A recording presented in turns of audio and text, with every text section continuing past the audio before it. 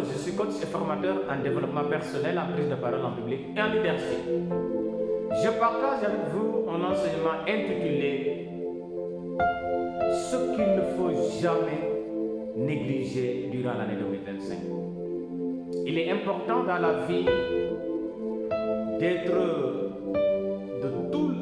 sur tous les fronts. Il est important dans la vie d'être sur tous les fronts pour avoir quelque chose ou pour atteindre un objectif.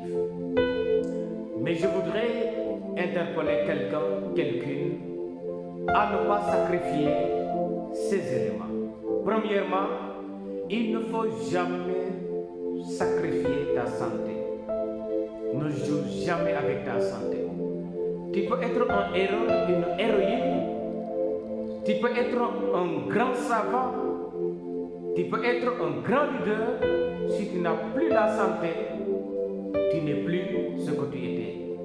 Tu ne pourras plus faire ce que tu pouvais faire et tu ne pourras plus réaliser de grandes visions dans l'avenir ou durant l'année 2025. Donc, il ne faut jamais sacrifier ta santé. Ta santé, c'est le secret de ta force. C'est la source qui alimente tes capacités intellectuelles, physiques, morales. Donc, il ne faut jamais jouer avec ta santé. Deuxièmement, il ne faut jamais jouer avec ta famille.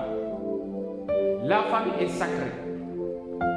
Parce que quand on a une famille qui a une bonne santé, une famille stable, c'est là qu'on aura la capacité de réussir à bâtir une nation forte et debout. Si les familles sont en terre, on aura toujours des nations malades. Donc, il ne faut jamais sacrifier ta famille. Et le temps pour ta femme, et le temps pour tes enfants, où tu passes des moments avec ta famille, discuter avec ta famille. Il ne faut pas avoir une famille sans l'intimité, sans connexion. C'est là que les valeurs disparaissent. C'est là que la connexion est brisée. Et on est dans une famille où les membres sont loin les uns des autres. On est à côté de sa femme, de ses enfants, mais on est plus proche avec quelqu'un qui est hors de la famille. Ce n'est pas du tout bien. Quand on bâtit des familles où il n'y a pas l'intimité, la connexion, c'est là où les problèmes vont venir. C'est là où les enfants vont embrasser des contre-valeurs. C'est là où ta femme ou ton mari risque de tomber dans les pièges. C'est là où des personnes qui ne fallait pas connaître la famille finissent par connaître la famille et détruire la famille. Donc, il vous faut un temps où le téléphone est mis à côté, où l'ordinateur est mis à côté, le travail est mis à côté, et c'est la famille. Vous êtes dans au cœur de la famille. Vous discutez sur ce qui fait réellement l'essence de la famille. Donc ne joue pas avec la famille. Ne joue pas avec la famille durant l'année 2025. Troisième élément, ne joue jamais avec ta foi. Quelle que soit la personne que tu es, ne joue jamais avec ta foi. Sans la foi, nous devenons des personnes animales. Tout un chacun de nous souhaite aller au paradis. Mais le paradis, on le cherche à partir d'ici, au moment où nous sommes sur la terre. Bats-toi à être dans la volonté de Dieu. Bats-toi à connaître davantage qui est Dieu. Et pour le faire, il faut être dans le bien. Respecte ton prochain, aide ton prochain. Notre foi se révèle à partir de nos relations familiales, mais aussi avec notre proche, la personne qui n'est pas dans notre famille, mais aussi la personne qui ne partage pas avec nos convictions religieuses.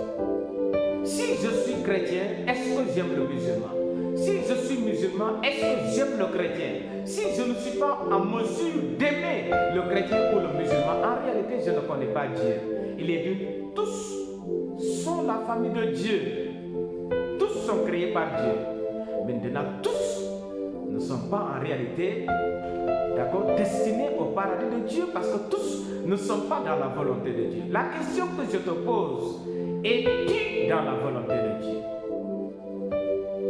Connais-tu réellement Dieu au point d'appliquer la volonté de Dieu? Il dit, aime ton prochain comme toi-même. Si tu dis que tu aimes Dieu, tu n'as pas besoin de demander quelqu'un. Est-ce que tu aimes ton prochain? Est-ce que les projets que tu as, ta méditation, c'est pour détruire quelqu'un ou pas? Point d'interrogation, réfléchis. Si tu as une méditation, des projets qui visent à détruire la vie de tes prochains, c'est que tu ne connais pas Dieu et ton domaine est incertain. Ne jouons pas avec notre foi, parce qu'il y a une vie au-delà de cette vie.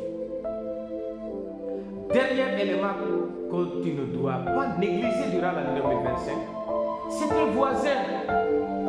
Nos voisins sont nos vrais boucliers. Tu n'as pas de bouclier. Je vous explique exemple. Si tu as un mariage, un baptême, les voisins sont les premiers à venir. Avant l'événement, ils sont là. Si tu as un malheur comme un décès, ceci et cela, c'est eux qui vont venir pleurer avec toi et ensuite te consoler. On ne peut jamais remplacer le travail d'un voisin. Il faut respecter les voisins. Il faut aimer les voisins. Il faut considérer les voisins. C'est très important. Donc, durant l'année 2025, ne joue pas avec ces éléments. Renforce ces éléments-là. Aime ta famille. Aime ta santé. Aime ta foi. Aime tes voisins. Si tu le fais, tu seras en sécurité durant l'année 2025. Tu seras en paix et la paix n'a pas de prix. La paix est précieuse. Si tu la paix intérieure, si ton cœur, ton âme n'est pas troublée, c'est extraordinaire. Faisons ceci et nous allons vivre une année extraordinaire. Merci de votre aimable attention.